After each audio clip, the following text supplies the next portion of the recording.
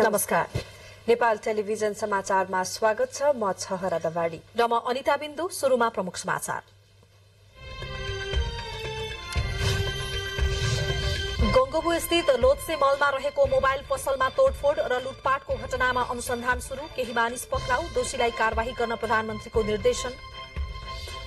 कामु प्रधान न्यायाधीशको भरमा सर्वोच्च अदालत चलेकोमा सांसदहरूको आपत्ति। धनी र गरीबले पढ्ने दुई थरीको शैक्षिक प्रणाली हटाउन सांसदहरूको माग। सम्पत्ति शुद्धिकरण सम्बन्धी ऐनलाई संशोधन गर्न संसदमा विधेयक प्रस्तुत। मुलुकबाट पुँजी पलायन रोक्न ऐन ल्याइएको कानून मन्त्रीको भनाई।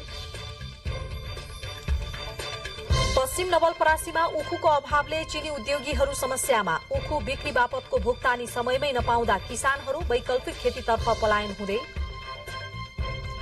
लिबियामा भएको डुङ्गा दुर्घटनामा कम्तीमा 11 जनाको मृत्यु, 73 जना आप्रवासी बेपत्ता, 7 जनाको उद्धार।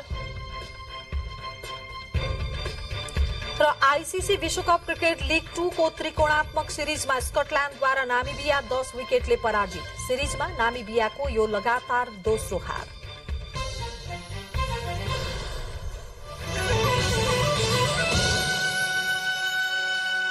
विस्तारमा सोमबार साँझ काठमाडौँको गंगबु स्थित लोत्से मलमा रहेको मोबाइल पसलमा तोडफोड र लुटपाटको घटनामा अनुसन्धान शुरू गरिएको छ। यस क्रममा नेपाल प्रहरीले प्रहरी नायब महानिरीक्षक मसाउद आलम खानको नेतृत्वमा 5 सदस्यीय छानबिन समिति गठन गरेको छ। यसैगरी हालसम्म 4 जनालाई मोबाइल चोरीको घटनामा पक्राउ गरिएको छ। यसैगरी आज 9 जना समेत गरी 14 जनालाई अभद्र व्यवहारमा पक्राउ गरिसकिएको केन्द्रीय प्रहरी प्रवक्ता नायब महानिरीक्षक पोषराज पोखरेलले जानकारी दिनुभयो। सोमबार साँझ काठमाडौँको गंगबु स्थित लोत्से मलमा भएको मोबाइल पसलमा तोडफोड र लुटपाटको घटनामा अनुसन्धान शुरू भएको छ। यस क्रममा नेपाल प्रहरीले प्रहरी नायब महानिरीक्षक मसाउद आलम खानको नेतृत्वमा 5 सदस्यीय छानबिन समिति गठन गरेको छ। यसैगरी हालसम्म 4 जनालाई मोबाइल चोरीको घटनामा पक्राउ गरिएको छ। आज 9 जना समेत गरी 14 जनालाई अभद्र व्यवहारमा पक्राउ गरिसकिएको प्रहरी प्रवक्ता नायब महानिरीक्षक पोषराज पोखरेलले जानकारी दिनुभयो। नेपालका सन्दर्भमा सामान्यतया अकल्पनीय देखिने लुटपाटको घटनाले धेरैलाई स्तब्ध बनाएको छ। तोडफोड र लुटपाटको गम्भीर घटनालाई सरकारले पनि गम्भीर रूपमा लिएको छ। यसैबीच प्रधानमन्त्री पुष्पकमल दाहाल प्रचण्डले आज सुरक्षा निकायका प्रमुख प्रधानमन्त्री पुष्पकमल दाहाल प्रचण्डले राष्ट्रिय मानव अधिकार आयोगलाई संस्थागत र संरचनागत रूपमा बलियो बनाउने जानकारी दिनुभएको छ। प्रधानमन्त्री तथा मन्त्री परिषदको कार्यालय सिंहदरबारमा आज आयोगका पदाधिकारीसँगको भेटमा उहाँले आयोगलाई बलियो बनाउने आफ्नो प्रयत्न रहने बताउनु भएको हो। उहाँले आयोगलाई शक्तिशाली र साधन स्रोत सम्पन्न बनाउनु पर्ने आवश्यकता रहेको पनि बताउनुभयो।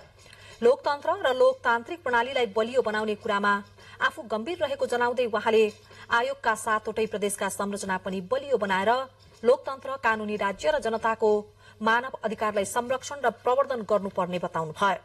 भेटमा आयोगका पदाधिकारीहरूले संघीय संरचना अनुसार आयोगको पुनर्संरचना आवश्यक रहेको, साधन स्रोत र पर्याप्त बजेटका निम्ति सरकारसँग सहयोगको अपेक्षा गरिएको जनाउँदै आयोगका निम्ति आवश्यक पर्ने ऐनहरू र नियमावली निर्माणलाई प्राथमिकतामा राख्न प्रधानमन्त्रीलाई आग्रह गर्नुभएको थियो। छलफलमा प्रधानमन्त्रीले आयोगका सबै माग र ध्यान आकर्षण आफूले योजनाबद्ध रूपमा पूरा गर्ने प्रतिबद्धता पनि व्यक्त गर्नुभयो। प्रतिनिधि सभाका सदस्यहरूले नागरिकको प्रत्यक्ष जीवनदेखि मुलुकमा भएका कमी कमजोरीका विषयमा सभामुख मार्फत सरकारको ध्यान आकर्षण गराउनु भएको छ। सांसदहरूले कृषिमा दिइने अनुदानदेखि अख्तियार पाएका निकायले गरेको व्यवहारसम्म असन्तुष्टि व्यक्त गरेका छन्। सांसदहरूले राजधानीकै गंगबु क्षेत्रमा दिउँसै भएको लुटपाटका विषयमा समेत गृहमन्त्रीको जवाब माग गरेका छन् भने राष्ट्र प्रमुखको औपचारिक सवारीका कारण नागरिकमा परेको असरका बारेमा पनि ध्यान आकर्षण गराएका छन्। त्यस्तै अधिकांश खाद्य तथा पेय पदार्थमा भएको मिसावटले नागरिकको स्वास्थ्यमा परेको र पर्ने असर सम्बन्धी पनि सरकारको ध्यान आकर्षण हुनुपर्नेमा सांसदहरूले जोड़ दिएका छन्। प्रतिनिधि सभाको आजको बैठकमा विशेष समयमा बोल्दै नेपाली कांग्रेसका सांसद डाक्टर चन्द्र भण्डारीले अहिले पनि नेपालीहरू आधारभूत आवश्यकताका लागि भौतारिनु पर्ने विषय अत्यन्तै दुःखद रहेको बताउनुभयो। उहाँले आम नागरिकले मात्रै नभई अधिकार प्राप्त निकायले समेत अधिकारको सही तरिकाले सदुपयोग गर्न नसकेको कुरा राख्नु भएको थियो र उहाँले अख्तियार दुरूपयोग अनुसन्धान आयोगको कार्य सम्पादनमा पनि प्रश्न उठाउनु भएको छ। अख्तियार दुरूपयोग अनुसन्धान आयोगले फोन गर्दा भ्रष्टाचार गर्नु अपराध हो भन्ने त्यस्ता खालका सन्देश राख्ने तर भ्रष्टाचारीहरूको फाइल खोलेर कारबाही गर्न किन नसकेको भन्दै उहाँले प्रश्न गर्नुभयो। नेकपा एमालेका सांसद योगेश कुमार भट्टराईले सड़क दुर्घटनाबाट वार्षिक 3% कुल गार्हस्थ्य उत्पादन गुमाइरहेको भन्दै त्यसतर्फ ध्यान आकर्षण गराउनुभयो। उहाँले अन्तर्राष्ट्रिय स्तरको चालक अनुमति पत्रको व्यवस्था गर्नुपर्नेमा ध्यान आकर्षण गराउनुभयो। नेकपा माओवादी केन्द्रका सांसद पूर्णबहादुर घरती मगरले संघीयता लागू भए पनि कर्मचारीको अभावका कारण सेवा प्रवाह चुस्त हुन नसकेको बताउनुभयो। त्यस्तै किसानलाई अनुदान भन्दा सहुलियतको व्यवस्था गरेर किसानका उत्पादनका लागि बजार सुनिश्चित गर्न सके मात्रै आत्मनिर्भरमुखी कृषि बनाउन सकिने धारणा व्यक्त गर्नुभयो। यसैगरी राष्ट्रिय स्वतन्त्र पार्टीका सांसद हरि ढकालले कृषि अनुदान दुरूपयोग सबैभन्दा बढ़ी भएको बताउनुभयो। कृषि अनुदानका नाममा झोलामा कृषि फार्म सञ्चालन गर्ने र झोलामा नै अनुदान लिनेहरूले नीति र थितिको खिल्ली उडाएको बताउनुभयो। जनता समाजवादी पार्टी नेपालका सांसद प्रदीप यादवले नागरिकता सम्बन्धी कानूनको अभावमा जन्मसिद्ध नागरिकका सन्तानले नागरिकता पाउन नसकेको बताउनुभयो।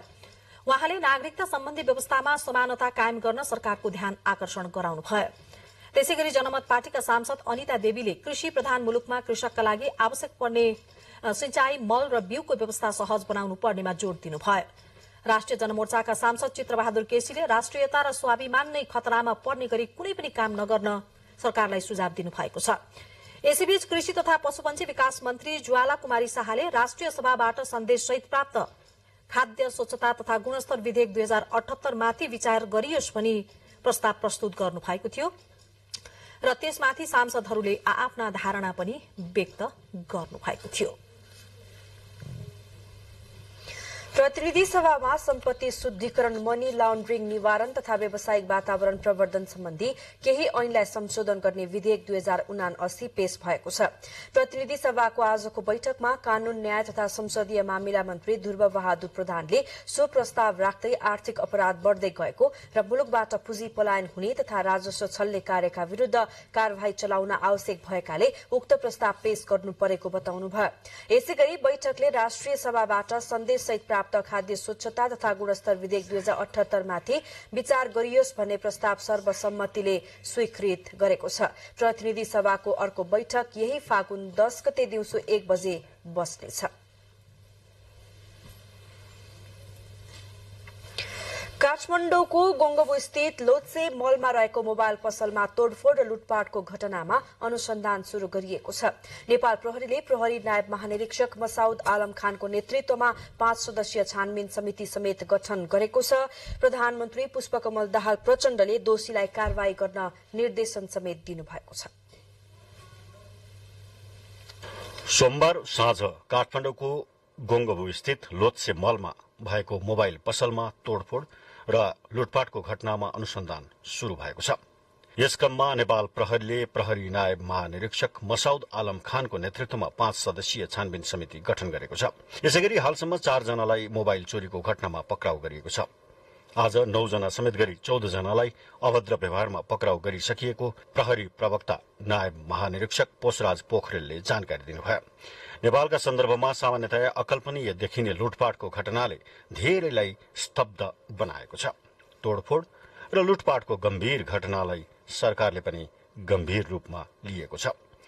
यसैबीच प्रधानमन्त्री पुष्पकमल दाहाल प्रचण्डले आज सुरक्षा निकायका प्रमुखहरूलाई बोलाएर घटनाको गम्भीर रूपमा अनुसन्धान गर्न निर्देशन दिनुभएको छ। प्रधानमन्त्री तथा मन्त्री परिषदको कार्यालयमा आज सुरक्षा निकायका प्रमुखहरू सहितको बैठक बोलाएर प्रधानमन्त्री प्रचण्डले घटनाको गहिरो अनुसन्धान गर्न र अन्यायमा परेकाले न्याय पाउने गरी कारवाही अघि बढाउन निर्देशन दिनुभएको हो। प्रधानमन्त्रीले देशको राजधानीमै भएको घटनालाई राज्यले गम्भीर रूपमा लिन र त्यसको पृष्ठभूमि र कारणसहित दोषी समेत पत्ता लगाएर कारवाहीको दायरामा ल्याउनका लागि गहिरो गरी अनुसन्धान गर्न निर्देशन दिनुभएको छ। उहाँले लुटपाटको घटना गम्भीर रहेको उल्लेख गर्दै दोषीलाई कारवाही र पीड़ितलाई न्याय प्राप्त हुने वातावरण बनाउन निर्देशन दिनुभयो। सोमबार साँझ लोत्से मलमा 8 करोड़ रुपैयाँ बराबरको सामान लुटपाट भएको दावी व्यवसायीले गरेका छन्। पसल बन्द भइसकेपछि शटर फोरेर पसलबाट मोबाइल तथा ल्यापटपका सामान चोरी भएपछि व्यापारीले व्यावसायिक सुरक्षा र क्षतिपूर्तिको माग पनि गरेका छन्। नेपालमा यस प्रकारको सामूहिक लुटपाटको घटना यसअघि विरलै भएका छन्। 2061 साल भदौमा इराकमा 12 जना नेपालीको हत्याकाण्डपछि काठमाडौँमा रहेका केही म्यान पावर कम्पनीमा आक्रमण र तोडफोड भएको थियो। तर यस प्रकारको लुटपाटको गम्भीर घटना यसअघि भएको थिएन। गंगबुको लोत्से मलमा भएको घटनाको पूर्व अनुमान सुरक्षा निकायले समेत गर्न नसकेको देखिन्छ। सोमबार यातायात मजदुरले बालाजुको माछापोखरी क्षेत्रमा यातायातमा अवरोध गर्दै आन्दोलन गरेका थिए। त्यस क्रममा प्रहरीका 2वटा गाडी तोडफोड हुनका साथै प्रहरी बीटमा आगजनी गरिएको थियो भने झडपमा केही सुरक्षाकर्मी र आन्दोलनकारी घाइते समेत भएका थिए। चितवन क्षेत्र नम्बर 2 मा आगामी वैशाख 10 मा हुने उपनिर्वाचनका लागि चैत 20 गते मनोनयनको कार्यतालिका सार्वजनिक गरिएको छ।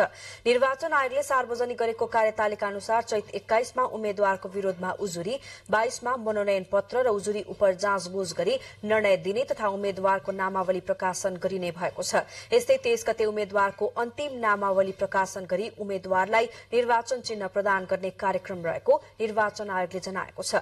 आयोगले निर्वाचन तालिका अगावै मतदाता नामावली अद्यावधि कार्यक्रम सञ्चालन गर्न निर्वाचन कार्यालयलाई परिपत्र समेत गरेको कार्यालयका सूचना अधिकारी अम्बहादुर पूर्जाले जानकारी दिनुभयो। अहिले कार्यालयले नामावली अद्यावधिको काम गरिरहेको छ। फागुन 1 गतेदेखि चैत 16 गतेसम्म मतदाता नामावली अद्यावधि गरिनेछ। गत मंसिर 4 मा भएको प्रतिनिधि सभा सदस्यको निर्वाचनमा सो क्षेत्रबाट निर्वाचित राष्ट्रिय स्वतन्त्र पार्टीका सभापति रवि लामिछानेको नागरिकता सर्वोच्च अदालतले खारेज गरेसँगै उहाँको सांसद पद पनि खारेज भएको थियो। सरकारले संघीय निजामती सेवा ऐन ल्याउने अन्तिम तयारी गरेको छ। संघीय मामिला तथा सामान्य प्रशासन मन्त्रालयले जारी संसदको अधिवेशनमा विधेयक पारित गरी ऐनको रूपमा ल्याउने गरी तयारी अघि बढ़ाएको हो। संघीय निजामती सेवा ऐन झण्डै 3 वर्षभन्दा बढ़ी समयदेखि चर्चामा छ, तर अहिलेसम्म पनि ऐन संसदीय प्रक्रियाबाट पारित हुन सकेको छैन। विगतमा पनि संघीय निजामती विधेयक पारित गराउन प्रयास भएको थियो, तर विधेयकप्रति कर्मचारीको चासो, माग, प्रदेश अधिकार लगायत विषयमा राजनैतिक दलहरूको असहमतिका कारण ऐन संसदीय प्रक्रियाको बीचमै अड्किएको थियो। तर प्रधानमन्त्री पुष्पकमल दाहाल प्रचण्डले सो विधेयकमा चासो देखाउनु भएसँगै मन्त्रालयले अहिले विधेयकलाई अन्तिम रूप दिने तयारी गरेको छ, जसका लागि विभागीय मन्त्री अमरलाल मोदीले सो ऐनसँग सम्बन्धित सरकारवाला निकायसँग छलफल गरिसक्नु भएको छ। खासमा चाहिँ सामान्य प्रधानमन्त्रीजीकै निर्देशनमा म चाहिँ एकदम संघीय निजामती ऐन चाहिँ ल्याउनको निम्ति म पुरै दिनरात नभनिकन लागिरहेको छु।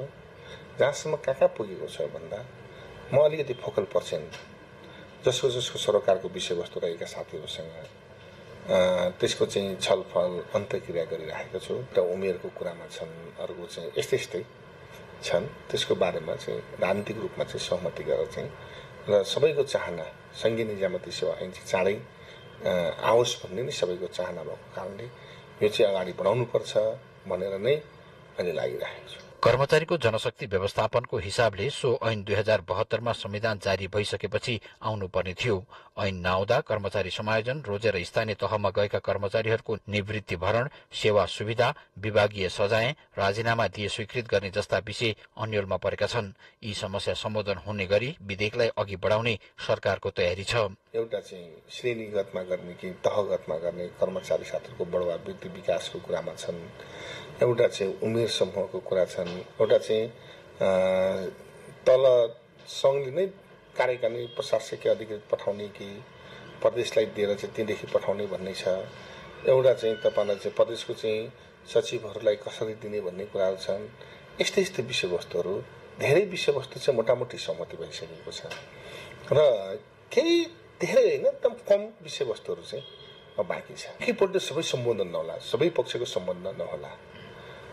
अहिले चाहिँ तत्काल जति सम्बोधन गर्न सकिन्छ, जति आखिर कुरान होइन, बाइबल होइन, त्यो संशोधनको प्रक्रियामा चाहिँ अगाडि बढ्छ। संविधान त संशोधन हुन्छ, ऐनदेखि न संशोधन नहुने जति सहमतिका विषयवस्तुहरू विन विनमा सबैले अहिले चाहिँ अगाडि बढाउनुपर्छ भन्ने मेरो लाइन हो। संघीय निजामती सेवाको गठन, सञ्चालन र सेवाका शर्त सम्बन्धमा व्यवस्थापन गर्न बनेको उक्त विधेयक 2075 माघ 27 गते तत्कालीन सरकारले संसद सचिवालयमा दर्ता गरेको थियो।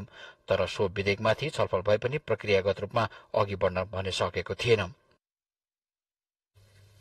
समाचारको क्रम जारी छ, अब केही बेर विश्राम।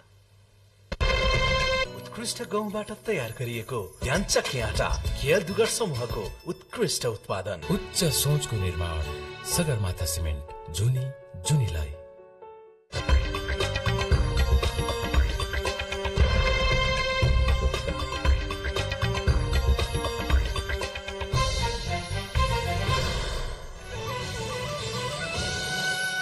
सामपछि बाँकी समाचार। राष्ट्रपति विद्यादेवी भण्डारीले पूर्वीय दर्शनसँग जोडिएको आयुर्वेद उपचार पद्धति अहिले संसारकै सम्पत्ति भइसकेको बताउनु भएको छ। दाङको बेलजुण्डीमा रहेको नेपाल संस्कृत विश्वविद्यालय अन्तर्गतको केन्द्रीय आयुर्वेद विद्यापीठ शिक्षण अस्पताल भवनको उद्घाटन गर्दै उहाँले आयुर्वेद उपचार पद्धतिलाई अझ परिष्कृत गरेर लानुपर्नेमा जोड़ दिनुभएको छ।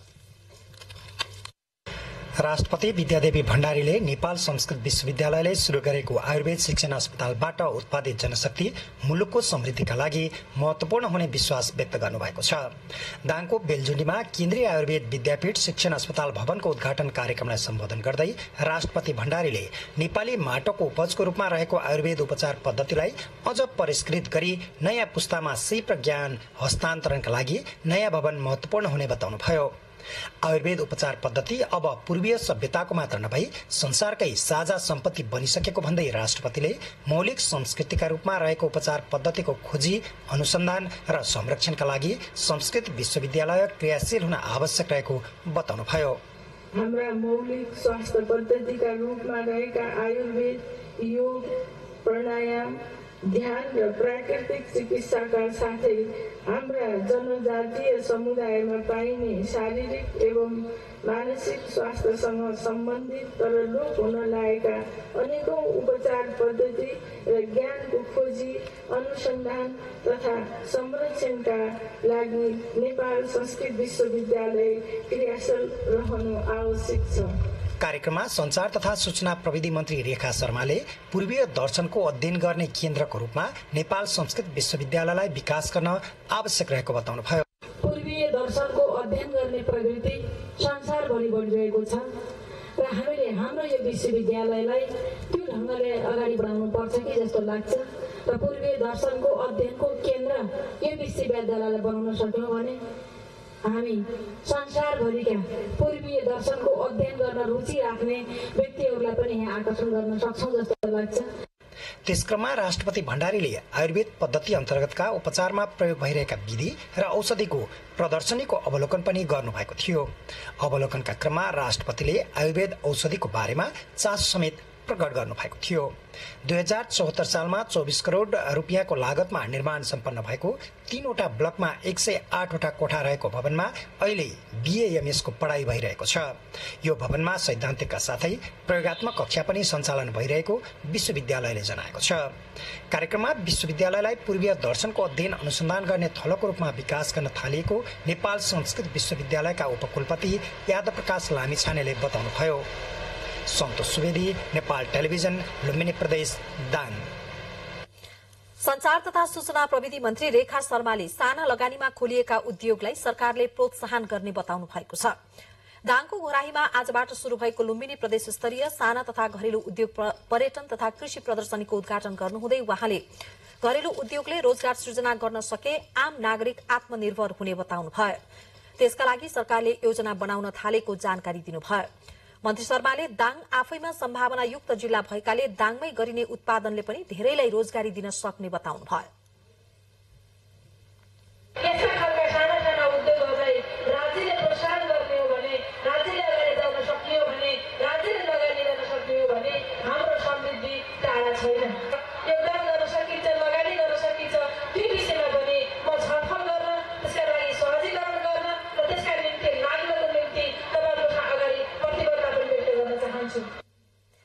आजबाट घोराहीमा शुरू भएको महोत्सव फागुन 13 गतेसम्म सञ्चालन हुनेछ। लुम्बिनी प्रदेश सरकारले आफ्नो स्थापना दिवस मनाएको छ। राप्ती गाउँपालिका वडा नम्बर 3 सिरी चौरमा औपचारिक समारोहको आयोजना गरेर सरकारले स्थापना दिवस मनाएको हो। कार्यक्रममा लुम्बिनी प्रदेशका मुख्यमन्त्री लीला गिरीले जनताको नजिकको सरकारका रूपमा रहेको प्रदेश सरकार जनआकांक्षा पूरा गर्न प्रतिबद्ध रहेको बताउनुभयो। संविधानको मर्मलाई आत्मसात गर्दै संघीयताको व्यावहारिक कार्यान्वयन गर्न सबैको सार्थक पहल आवश्यक रहेको उहाँको भनाइ छ। उद्योग धन्दाहरूलाई प्रमोट गर्न, त्यसमा आवश्यक पर्ने शिल्पीहरू, कारिगरहरू, दक्ष कामदारहरू उत्पादन गर्न धेरै मेहनत गरेका छौँ। प्रदेश सरकार स्थापना दिवसको अवसरमा विभिन्न 61 जनालाई विभूषित गरिएको छ। 2074 साल फागुन 3 गते पहिलो पटक प्रदेशमा सरकार गठन भएको थियो। सरकार संसद मार्फत जनताप्रति उत्तरदायी र जिम्मेवार बन्नुपर्ने संसदीय मान्यता रहेको छ। तर नेपालमा भने संसदीय समितिहरूले सरकारलाई विभिन्न विषयमा दिएका निर्देशन कार्यान्वयन नै हुँदैनन्। मन्त्रालय र मातहतका निकायहरूले ती निर्देशनलाई व्यवस्था गर्ने गरेको गुनासो सांसदहरूको छ। संघीय संसदले सरकारलाई जनसरोकारका विषयमा पटक पटक दर्जनौं निर्देशन दिने गरेको छ। अझ त्यसमा पनि मिनी संसदका रूपमा चिनिने विभिन्न समितिहरूले समेत थुप्रै निर्देशन दिने गर्छन्। तर ती निर्देशन र निर्णयको कार्यान्वयन गर्ने सम्बन्धमा सरकारले बेवास्ता गर्ने गरेको छ। राष्ट्रिय सभा अन्तर्गतको दिगो विकास तथा सुशासन समितिले विगत 5 वर्षमा विभिन्न मन्त्रालय र सरकारी निकायहरूलाई यस्ता 52 वटा निर्देशन दियो। तर ती मध्ये 8 वटा निर्देशनको मात्र पूर्ण कार्यान्वयन भएको र 14 वटाको आंशिक कार्यान्वयन भएको छ। 30 वटा निर्देशन कार्यान्वयन नै नभएको समितिले गठन गरेको अध्ययन उपसमितिले देखाएको छ। कार्यान्वयनको दिशामा लैजानको निम्ति अब हामी कति टाइट भएर चाहिँ गर्ने र त्यो सम्बन्धित निकायलाई कति जिम्मेवार बनाउने भन्ने क्वेसन अलि अझ गम्भीर बन्यो भन्ने लाग्छ क्या। अब यो जसले सरकार बनायो त्यो सरकार बनाएको संस्थाप्रति, आफूलाई बनाएको संस्थाप्रति अलि धेरै जिम्मेवार हुनुपर्छ सरकार जस्तो लाग्छ। जनता त कहाँ छ, हामी जनताप्रति संवेदनशील छौँ जस्तो लाग्दैन। अध्ययन उपसमितिका संयोजक रहनुभएका सांसद समेत राजनीतिक नेतृत्व जिम्मेवार नभएसम्म संसदका निर्देशन कार्यान्वयन हुने अवस्था नरहेको बताउनुहुन्छ। सरकार संसदप्रति चाहिँ उत्तरदायी हुनुपर्ने हो, तर त्यो देखिएन। राजनीतिक नेतृत्वले सचेर आत्मसचेत अगाडि बढ्यो भने त्यहाँ हुन्छ। उहाँ सचेर मात्र भएन, त्यसको निम्ति कर्मचारीको नेतृत्व ब्युरोक्रेसीको टप लेभलमा भएकाहरूले पनि आत्मसचेत अगाडि बढ्यौँ र एउटा प्लान बनाएर भनौँ न, एउटा योजना बनाएर हामी अगाडि बढ्यौँ भने हामी सक्छौँ। संसदप्रति सरकारलाई जिम्मेवार बनाउनेतर्फ संसद समेत गम्भीर हुनुपर्ने तथा निर्देशन र निर्णय गर्नु अघि संसदीय समितिहरूले समेत गहन अध्ययन अनुसन्धान गर्नुपर्ने आवश्यकता देखिएको भनाई सांसदहरूकै छ। समितिहरूले दिने निर्देशन कार्यान्वयन गराउन तथा सरकारलाई जनताप्रति जिम्मेवार बनाउन संसदलाई समेत प्रभावकारी बनाउनुपर्ने धारणा सांसदहरूको छ। विनय देसारका साथ रविचन्द्र पराजुली, नेपाल टेलिभिजन। समाचारको क्रम अझै जारी छ, फेरि केही बेर विश्रामपछि बाँकी समाचार। नेपालगंजकी निर्मला कुर्मीको न्यायका लागि गरिएको आन्दोलन स्थगित भएको छ। नेपाल सरकारसँग 3 बुँदे सहमति भएपछि तेस्रो चरणको धरना सहितको आन्दोलन स्थगित गरिएको आन्दोलनरत रुबी खानले जानकारी दिनुभयो। प्रधानमन्त्री पुष्पकमल दाहाल प्रचण्ड, गृह सचिव विनोद प्रकाश सिंह र प्रहरी महानिरीक्षक धीरज प्रताप सिंहसँग हिजो भएको छलफलका आधारमा आज 3 बुँदे सहमति भएको हो। आन्दोलनरत पक्षधरले माइती घरमा आज आयोजना गरेको पत्रकार सम्मेलनमा न्यायिक आयोग गठन गर्नुपर्ने, घटनाको छानबिन उक्त आयोगले नै गर्नुपर्ने प्रमुख माग राख्दै आन्दोलन स्थगित गरिएको खानले जानकारी दिनुभयो। सहमतिमा निर्मला कुर्मीको अपहरण, शरीर बन्धक तथा कर्तव्य ज्यान सम्बन्धी जाहेरीसँग सम्बन्धित कसुरको अनुसन्धान गर्नका लागि मुलुकी फौजदारी कार्यविधि संहिता 2074 को दफा 12 बमोजिम मुद्दा चलाइने उल्लेख गरिएको छ। आन्दोलनरत पक्षले अनुसन्धान प्रक्रियाको समीक्षा गर्ने गरी न्यायिक जाँचबुझ आयोग गठनको मागलाई यथावत राख्दै हाललाई आन्दोलन स्थगित गरेको जनाएको छ। घरेलु हिंसा पीड़ित महिलाको न्यायका लागि माग गर्दै नेपालगंजदेखि पैदल यात्रा गरेर काठमाडौँ आएका खान सहितका व्यक्तिले माइती घरमा गएको 48 दिनदेखि धरना दिइरहेका थिए। नेकपा एमालेका महासचिव शंकर पोखरेलले कानूनी रूपमा विभेद अन्त्य भए पनि व्यवहारत लागू हुन नसक्नु दुःखद भएको बताउनु भएको छ। नेपाल उत्पीड़ित जातीय मुक्ति समाजको काठमाडौँमा मुक्ति समाजले आयोजना गरेको कार्यक्रममा महासचिव पोखरेलले सामाजिक र सांस्कृतिक रूपमा परिवर्तन हुन नसक्नु दुःखद भएको बताउनुभयो। महासचिव पोखरेलले परम्परागत पेशालाई आधुनिकीकरण गरी व्यावसायिक रूपमा स्थापित गरी समाजमा सचेतना जगाउन भूमिका निर्वाह गर्न पनि सबैमा अनुरोध गर्नुभयो। राजनीतिक अधिकारका दृष्टिकोणले वा कानूनी अधिकारका दृष्टिकोणले विभेदको प्रश्न अन्त्य भएको, सामाजिक रूपमा विभेद कायम रहेको अवस्थाबाट हामीले समाजलाई कसरी रूपान्तरण गर्छौं गर्छौँ भन्ने प्रश्न आजका सत्रमा चाहिँ मुक्ति समाजले छलफल बहस गर्ने र त्यसका आधारमा समाजलाई रूपान्तरण गर्ने प्रश्न महत्त्वपूर्ण प्रश्न हो भन्ने मलाई लाग्छ। 2 दिनसम्म चल्ने कार्यशाला गोष्ठीमा देशभरबाट उत्पीडित जातीय मुक्तिका प्रतिनिधि सहभागी रहेका छन्। यस वर्षको महाशिवरात्रिमा पशुपतिनाथ मन्दिरमा 20 लाख दर्शनार्थीले दर्शन गर्ने र पशुपति क्षेत्रमा 30 लाख भक्तजन आउने अनुमान गरिएको छ। यस पर्वका अवसरमा गत वर्ष 14 लाख भक्तजनले मूल मन्दिरभित्र प्रवेश गरेर दर्शन गरेका थिए।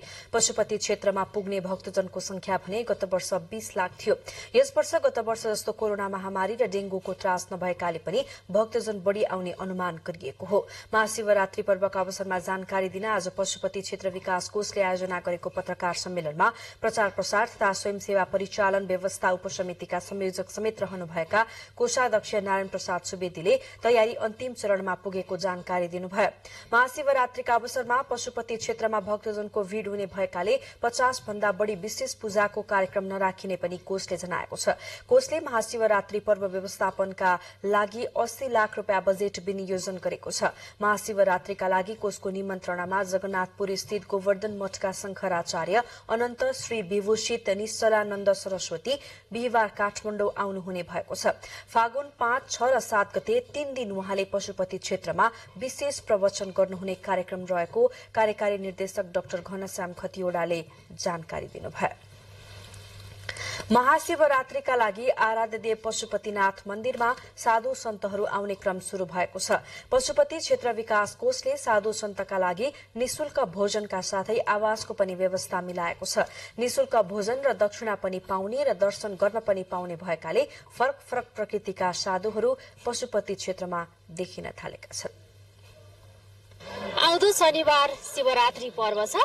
शिवरात्रि आउन 3 दिन मात्रै बाँकी हुँदा काठमाडौँकै प्रसिद्ध शक्तिपीठ पशुपतिनाथ मन्दिरमा आवश्यक तयारी तीव्र पारिएको छ। रंगरोहन र सरसफाईको काम अन्तिम चरणमा पुगिसकेको छ भने साज सजावटको काम पनि शुरू भइसकेको छ।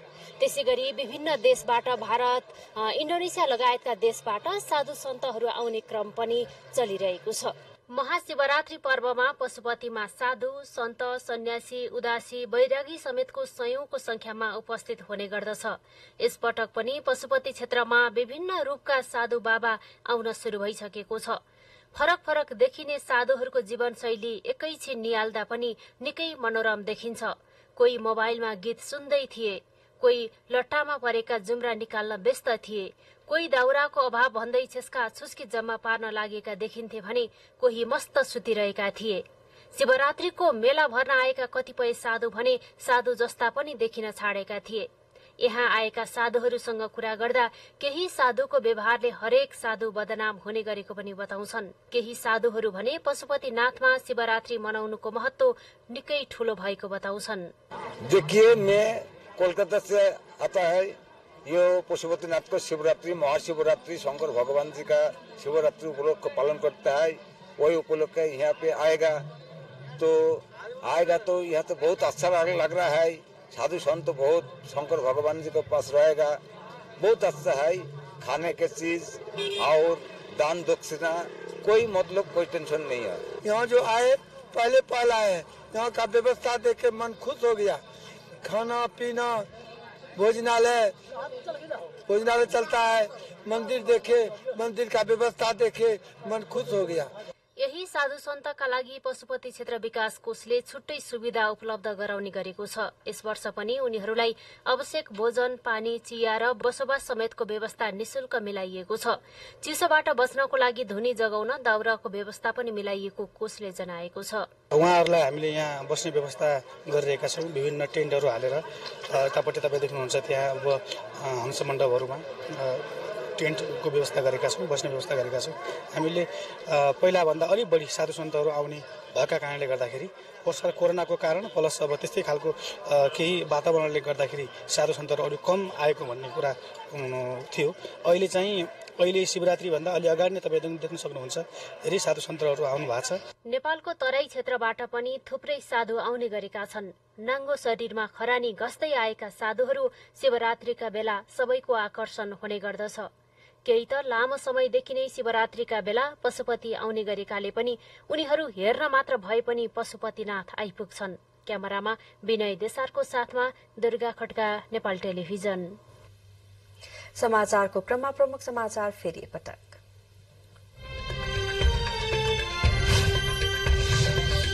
गोङ्गबु स्थित लोत्से मलमा रहेको मोबाइल पसलमा तोडफोड र लुटपाटको घटनामा अनुसन्धान शुरू। केही मानिस पक्राउ, दोषीलाई कारवाही गर्न प्रधानमन्त्रीको निर्देशन। कायम मुकायम प्रधान न्यायाधीशको भरमा सर्वोच्च अदालत चलेकोमा सांसदहरूको आपत्ति।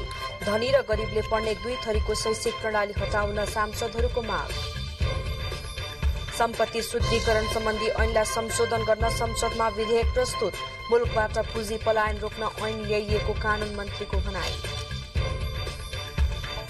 पश्चिम नवलपरासीमा उखुको अभावले चीनी उद्योगीहरू समस्यामा। उखु बिक्री बापतको भुक्तानी समयमै नपाउँदा किसानहरू वैकल्पिक खेतीतर्फ पलायन हुँदै। लिबियामा भएको डुङ्गा दुर्घटनामा कम्तीमा 11 जनाको मृत्यु, 73 जना आप्रवासी बेपत्ता, 7 जनाको उद्धार। र आईसीसी विश्वकप क्रिकेट लीग 2 को त्रिकोणात्मक सिरिजमा स्कटल्याण्डद्वारा नामिबिया 10 विकेटले पराजित। सिरिजमा नामिबियाको यो लगातार दोस्रो हार। क्रसिङको सिजन सकिँदै जाँदा उखु अभावले पश्चिम नवलपरासीका चीनी उद्योग समस्यामा परेका छन्। लामो समयसम्म उखु बिक्री बापतको भुक्तानी नपाउने समस्याले पीड़ित किसानहरू बिस्तारै वैकल्पिक खेतीतर्फ पलायन हुन थालेपछि चीनी उद्योग पूर्ण क्षमतामा सञ्चालनमा आउन सकेका छैनन्। जिल्लामा उखु उत्पादन वास्तै घटेपछि उद्योगले बाहिरी जिल्लाबाट उखु ल्याएर उद्योग सञ्चालन गरिरहेका छन्। सुनवलमा रहेको लुम्बिनी चीनी उद्योगले कपिलवस्तु र पूर्वी नवलपरासीबाट उखु ल्याएर क्रसिङ गरिरहेको जनाएको छ। जिल्लाभित्र पर्याप्त उखु नहुँदा अन्य जिल्लाबाट उखु ल्याउनु पर्ने बाध्यताले उद्योगको लागत खर्च बढेको लुम्बिनी चीनी उद्योगका प्रशासन प्रमुख कुश सुवेदीले बताउनुभयो। उद्योगले कपिलवस्तुबाट मात्रै 6,500 क्विन्टल उखु ल्याएको छ। एक सिजनमा 12 लाख क्विन्टलसम्म उखु क्रसिङ गर्ने क्षमता भए पनि उखु अभावका कारण यो सिजनमा 5.5 लाख क्विन्टल मात्रै उखु क्रसिङ गर्ने उद्योगले जनाएको छ। अदुवाको उचित मूल्य नपाएपछि पूर्वी नवलपरासीका किसानले अदुवा बिक्री गर्न पाएका छैनन्। गत वर्ष सुठोको मूल्य प्रतिधार्नी 1,000 रुपियाँसम्म रहेकोमा यसपटक मुस्किलले प्रतिधानी 500 रुपियाँ 550 सम्ममा बिक्री गर्नुपर्नेको किसानहरूको गुनासो रहेको छ। एक रिपोर्ट।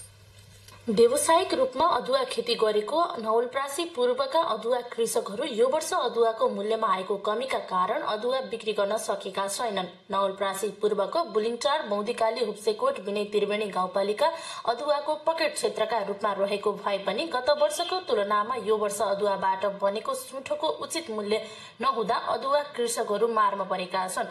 गत वर्ष सुठोको मूल्य प्रतिधार्नी रु 1,000 सम्म थियो भने अहिले प्रतिधार्नी रु 550 सम्म मुस्किलले बिक्री हुने गरेको बुलिङटारका अदुवा कृषक रूप बहादुर थापा मगर बताउनुहुन्छ। सुठीको 550, पोहोर 700, 800, 1000 सम्म पुग्यो पोहोर। मूल्य उचित नपाएका कारण यहाँका किसानहरूले अहिलेसम्म अदुवा पोलेर सुठो बनाएर घरमा राखेका छन् भने कतिले सुठो बनाउन व्यस्त रहेका छन्।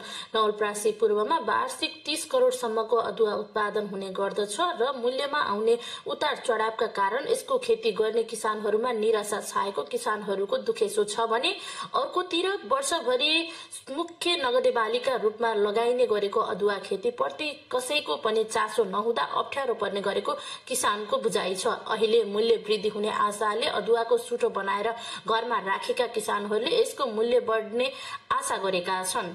अहिलेसम्म बेचिया छैन, एकैचोटि बेच्ने हो क्या, गरममै लागेर बेच्ने, यस्तै 30-40 धार निकाल्यो होला। नवलपरासी पूर्वका 4 गाउँपालिकाका 20 वडा, देवसुली नगरपालिकाका 4 वडा, गैराकोट नगरपालिकाका 4 वडा, मध्यबिन्दु नगरपालिकाका 5 वडा र काउसुती नगरपालिकाका 3 वडाका झण्डै 7,000 कृषक व्यावसायिक रूपमा अदुवा खेतीमा संलग्न रहेका छन्। जिल्ला कृषि ज्ञान केन्द्रका प्रमुख गोपाल लामिछानेले अदुवा कृषकहरूका लागि ज्ञान केन्द्रले आवश्यक प्राविधिक सहयोग गर्ने गरेको र अरू सहयोगहरू पनि गर्दै जाने बताउनुभयो। उहाँले अदुवाको बजारीकरणमा समस्या नरहे बताउनु भएको छ। विशेष गरी अब अदुवाको ब्लक कार्यक्रम छ हाम्रो त्यहाँ मुख्य गरी सञ्चालित, त्यस अन्तर्गत अदुवाका तालिमहरू गरेका छौँ। र स्थानीय जातहरू पनि राम्रो छ, त्यसैलाई हामी प्रवर्धन गरिरहेका छौँ र त्यस साथसाथै किसानलाई आवश्यक पर्ने तालिम हामीले गरेका छौँ। नवलपरासी जिल्लाको हाम्रो जिल्लाको हकमा हेर्ने हो भने अदुवाको बिक्रीमा चाहिँ समस्या छैन, सुठो बनाएर बिक्री भइरहेको अवस्था छ। अदुवा खेतीको उर्वर भूमिका रूपमा रहेको नवलपरासी पूर्वमा किसानहरूलाई यो खेतीतर्फ थप आकर्षित गर्न सके मात्र पनि आर्थिक जीवनस्तरमा ठूलो परिवर्तन आउन सक्छ। नेपाल टेलिभिजनका लागि कल्पना कुँवर, गण्डकी प्रदेश, नवलपुर। बाराको जितपुर सिमरा उपमहानगरपालिकामा नगर अस्पताल सञ्चालनमा आएको छ। एउटा अस्पताल समेत नहुँदा आधारभूत स्वास्थ्य उपचार पाउन बिरामीहरू वीरगञ्ज र हेटौडा पुग्न बाध्य हुनु परेकोमा अबदेखि नगरमै उपचार पाउने भएका छन्। नगर अस्पताल सञ्चालन शुरू भएदेखि नै स्थानीयको भीड़ बढ़ेको छ। अस्पताल सञ्चालनमा आएसँगै अब नगरवासी सामान्य रोगका लागि पनि वीरगञ्ज र हेटौडा जान नपर्ने जितपुर सिमरा उपमहानगरपालिकाका स्वास्थ्य प्रवर्धन शाखाका प्रमुख रवि भास्करले बताउनुभयो। संघीय सरकारको सशर्त अनुदानबाट अस्पतालको नयाँ भवन निर्माणको क्रममा रहेकोले भवन निर्माणको कामसँगै अपरेशन समेत गर्ने गरी सेवा दिइने अस्पतालका प्रमुख डाक्टर प्रतीक कुमारले जानकारी दिनुभयो।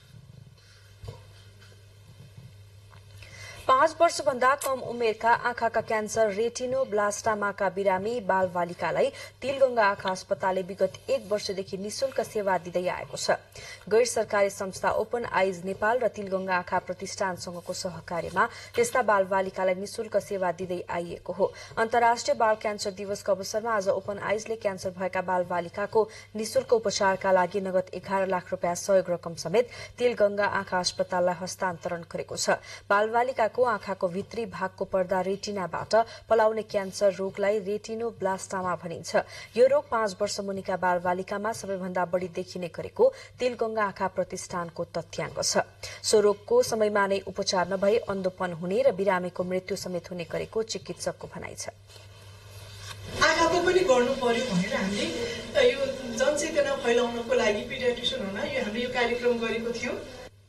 चिकित्सकका अनुसार 15,000 नवजात शिशुमध्ये 1 जनामा यो समस्या देखिने गरेको छ। नेपाल लगायतका विकासोन्मुख देशमा यो रोगबाट हुने मृत्युदर 5% भन्दा कम रहेको पाइएको छ। हरेक वर्ष फेब्रुअरी 15 मा क्यान्सर पीड़ित बालबालिका र किशोर किशोरीहरूको सचेतना र समर्थनमा अन्तर्राष्ट्रिय बाल क्यान्सर दिवस मनाइन्छ।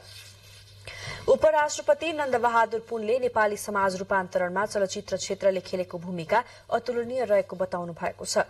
ग्लोबल टेलिभिजनमा प्रसारण भइरहेको टेलिचलचित्र अब जे होला होलाले 51औं भाग पूरा गरेको अवसरमा आज आयोजित कार्यक्रममा उहाँले चलचित्र मानव जीवनको अभिन्न अंग भइसकेको बताउनुभयो।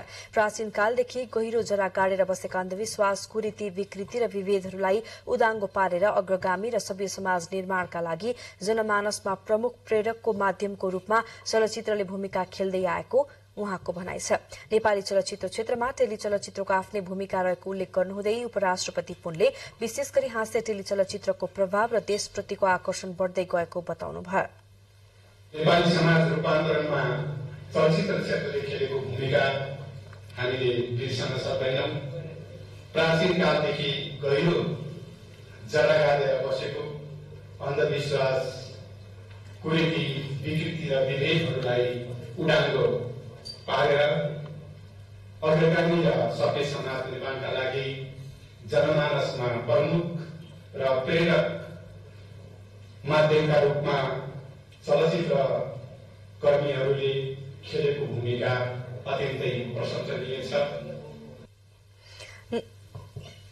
उपराष्ट्रपति कार्यक्रममा नेपालको पहिलो नायिका भुवन थापा चन्द, वरिष्ठ कलाकार वसुन्धरा भूषाल, चैत्यदेवी सिंह, लय संग्रौला लगायत कलाकार, गीतकार, निर्माता, निर्देशक, संचारकर्मी, प्राविधिकलाई पनि सम्मान गरिएको छ।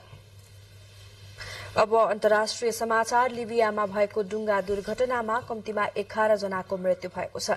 लिबियामा डुङ्गा दुर्घटनामा 73 जना प्रवासी बेपत्ता भएका छन्।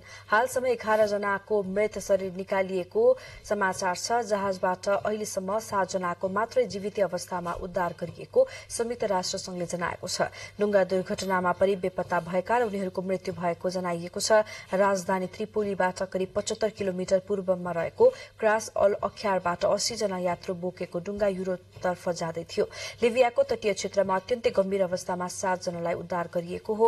उनीहरूको स्थानीय अस्पतालमा भर्ना गरी उपचार भइरहेको छ।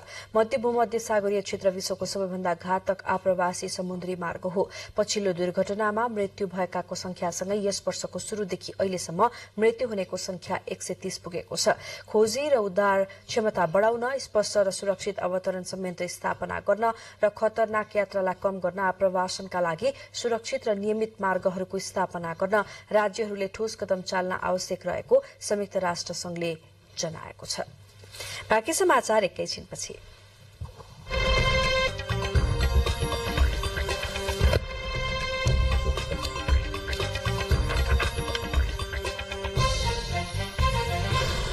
अब आर्थिक समाचार।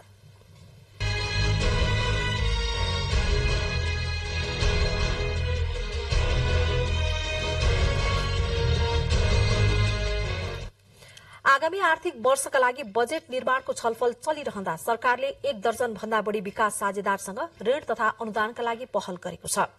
सरकारले चालू तथा आगामी आर्थिक वर्षका लागि विकास सहायता परिचालन गर्ने गरी विकास साझेदारसँग छलफल तथा वार्ता मार्फत यस्तो पहल गरेको हो। एक रिपोर्ट। सरकारले विश्व बैंकबाट विभिन्न क्षेत्रको विकासका लागि ऋण तथा अनुदानका लागि पहल गरेको छ। सरकारले विश्व बैंकबाट विद्यालय क्षेत्र सुधार कार्यक्रमका लागि 13 अर्ब रुपियाँ, गुणस्तरीय स्वास्थ्य प्रणाली आयोजनाका लागि करिब 13 अर्ब रुपियाँ, नेपालको वित्तीय क्षेत्र पुनर्संरचनागत करिब 13 अर्ब रुपियाँ, माथिल्लो अरूण जलाशययुक्त जलविद्युत आयोजनाका लागि करिब 65 अर्ब रुपियाँ ऋण तथा सहयोगका लागि पहल गरेको बजेटको अर्धवार्षिक समीक्षामा उल्लेख छ। त्यसैगरी सरकारले एसियाली विकास बैंकबाट पनि विभिन्न कार्यक्रमका लागि ऋण तथा अनुदानका लागि पहल गरेको जनाएको छ। सरकारले एसियाली विकास बैंकबाट भन्सार पुनर्संरचना कार्यक्रमका लागि करिब 6 अर्ब 50 करोड़ रुपियाँ, काकरभिट्टा लौहकी सड़क खण्ड कार्यान्वयनका लागि 39 अर्ब रुपियाँ, दूधकोशी जलाशययुक्त जलविद्युत आयोजनाका लागि करिब 75 अर्ब 40 करोड़ रुपियाँ बराबरको सहुलियतपूर्ण ऋण, सार्वजनिक वित्तीय व्यवस्थापन तथा सेवा प्रवाह सुधार कार्यक्रमका लागि करिब 13 अर्ब रुपियाँ बराबरको सहुलियतपूर्ण ऋणका लागि पहल गरिएको अर्थ मन्त्रालयले जनाएको छ। त्यसैगरी ग्रामीण सड़क सञ्जाल सुधार आयोजनाका लागि करिब 1 अर्ब 19 करोड़ रुपियाँका लागि पहल गरिएको अर्ब 40 करोड़ रुपियाँ अनुदान र कृषि तथा ग्रामीण विकासका लागि योगदान मार्फत युरोपियन युनियनबाट 1 करोड़ 65 लाख रुपियाँ अनुदानका लागि पहल गरेको अर्थ मन्त्रालयले सार्वजनिक गरेको बजेटको अर्धवार्षिक समीक्षामा उल्लेख गरिएको छ। नेपाल राष्ट्र बैंकले आर्थिक वर्ष 2079-80 को दोस्रो त्रैमासिकको मुद्रास्फीति सर्वेक्षण सार्वजनिक गरेको छ। सर्वेक्षणमा समेटिएका 84.6% उत्तरदाताले आगामी 3 महिनामा मूल्य वृद्धि हुने अपेक्षा गरेका छन्। यसैगरी 92.3% उत्तरदाताले आगामी 1 वर्षमा मूल्य वृद्धि हुने अपेक्षा गरेका छन्। त्यस्तै अबको 3 महिनामा 1 वर्षमा मूल्य वृद्धि हुने अपेक्षा गर्ने उत्तरदाताहरूको हिस्सा असोज 2079 को तुलनामा घटेको राष्ट्र बैंकको सर्वेक्षणले देखाएको छ। खाद्यका साथै खाद्य उपशम अन्तर्गतको माछा, मांस, खाद्य वस्तु तथा सेवा र घर जग्गा अबको 3 महिनामा मूल्य वृद्धि हुने अपेक्षा गर्नेको हिस्सा असोजको तुलनामा केही घटेको देखिएको छ। खाद्यका साथै माछा, मासु, दूध तथा घिउ, पेय पदार्थ तथा सुर्ती र होटल तथा रेस्टुरेन्ट बाहेकका सबै खाद्य उपसम, गैर खाद्य तथा सेवा र घर जग्गासम्ममा अबको 1 वर्षमा मूल्य बढ्ने अपेक्षा गर्ने उत्तरदाताहरूको हिस्सा असोजको तुलनामा घटेको छ। 3 महिना र 1 वर्षपछिको मध्यम अपेक्षित मुद्रास्फीति क्रमशः 10% र 12.0% रहेको राष्ट्र बैंकले जनाएको छ। लघुवित्तहरूले ग्राहकहरूबाट सेवा शुल्क बापत अतिरिक्त रूपमा लिएको 1 अर्ब 60 करोड़ रुपियाँ 1 हप्ताभित्र सम्बन्धित ग्राहकलाई फिर्ता दिने सहमति भएको छ। उप प्रधानमन्त्री तथा अर्थमन्त्री विष्णु पौडेलले नेपाल राष्ट्र बैंकका डेपुटी गभर्नर, नेपाल लघुवित्त बैंकर संघ, लघुवित्त संघ नेपाल लगायतको बैठकमा लघुवित्तहरूले वार्षिक 1.5% ऋण लिन नपाउने व्यवस्थाको प्रभावकारी कार्यान्वयन मिलाउने सहमति भएको छ। यस्तै परिस्थितिजन्य कारणले ऋण तिर्न नसकेका ग्राहकहरूको विवरण 1 महिनाभित्र तयार पार्ने र त्यस्ता ग्राहकहरूलाई ग्राहक संरक्षण कोषको रकमबाट आवश्यक व्यवस्थापन गर्ने सहमति पनि भएको छ। उप प्रधान तथा अर्थमन्त्री पौडेलले लघुवित्त संस्थाहरूले अर्थतन्त्र, रोजगारी कर, वित्तीय साक्षरता र सामाजिक क्षेत्रमा गरेको योगदान तथा सो क्षेत्रमा देखा परेका समस्या समाधान गर्न नेपाल राष्ट्र बैंकले अध्ययन गरी प्रतिवेदन पेश गर्न निर्देशन दिनुभयो।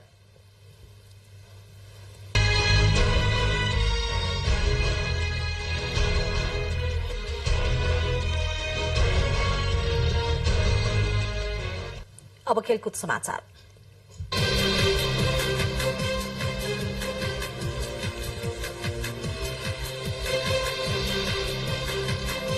सिरिजमा स्कटल्याण्डले नामिबियालाई पराजित गरेको छ। टियु क्रिकेट मैदानमा आज मुन्सेको शतकसँगै स्कटल्याण्डले नामिबियालाई 10 विकेटले पराजित गरेको हो। सिरिजमा नामिबियाको यो लगातार दोस्रो हार हो। हिजो नामिबिया नेपालसँग पराजित भएको थियो। नामिबियाले दिएको 154 रनको लक्ष्य स्कटल्याण्डले 22.1 ओभरमा बिना विकेटको क्षतिमा पूरा गरेको छ। स्कटल्याण्डको जितमा मुन्सेले 61 बलमा 12 चौका र 7 छक्काको सहयोगमा अभिजित 103 रनको शतकीय इनिङ खेले। यस जितसँगै स्कटल्याण्डले 7 टोली सहभागी विश्वकप लीग 2 को उपाधि जितेको छ। स्कटल्याण्डले 33 खेलमा 48 अंक जोडेर शीर्ष स्थान हासिल गरेको हो। अन्य टोलीले बाँकी सबै खेल जिते पनि स्कटल्याण्ड भन्दा अगाडि भने पुग्ने छैन। नामिबिया भने 32 खेलमा 37 अंकका साथ अंक तालिकाको तेस्रो स्थानमा रहेको छ।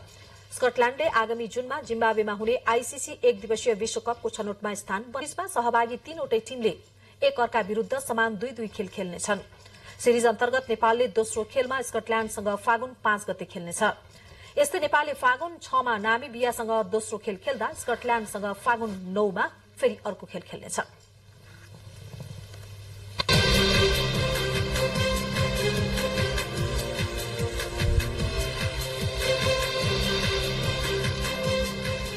अब मौसम सम्बन्धी जानकारी। सुदूरपश्चिम प्रदेश र कर्णाली प्रदेश लगायत सबै पहाड़ी भूभागमा आंशिक बदली तथा बाँकी भूभागमा मौसम सामान्यतया सफा रहनेछ। प्रदेश नम्बर 1 को उच्च पहाड़ी तथा हिमाली भागका 1 वा 2 स्थानमा हल्का हिमपातको सम्भावना रहेको मौसम पूर्व अनुमान महाशाखाले जनाएको छ। अब मौसम सम्बन्धी थप विवरण।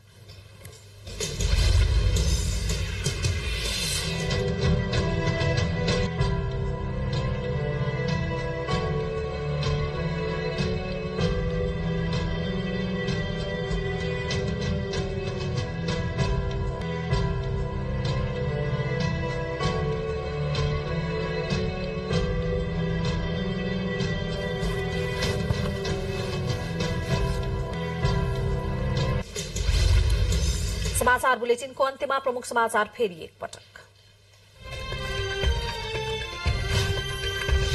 गोङ्गबु स्थित लोत्से मलमा रहेको मोबाइल पसलमा तोडफोड र लुटपाटको घटनामा अनुसन्धान शुरू। केही मानिस पक्राउ, दोषीलाई कार्यवाही गर्न प्रधानमन्त्री प्रचण्डको निर्देशन। कामु प्रधान न्यायाधीशको भरमा सर्वोच्च अदालत चलेकोमा सांसदहरूको आपत्ति। धनी र गरीबले पढ्ने 2 थरीको शैक्षिक प्रणाली हटाउन सांसदहरूको माग।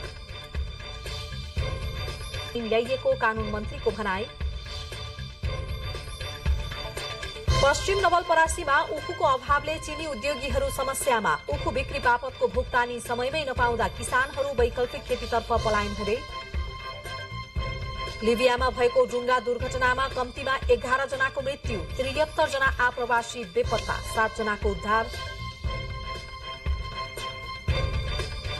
र आईसीसी विश्वकप क्रिकेट लीग 2 को त्रिकोणात्मक सिरिजमा स्कटल्याण्डद्वारा नामिबिया 10 विकेटले पराजित। सिरिजमा नामिबियाको यो लगातार दोस्रो हार। हवस् त यसको साथै यो समाचार बुलेटिन यही सकिन्छ। तपाईं नेपाल टेलिभिजन हेर्दै गर्नुहोला। नमस्कार।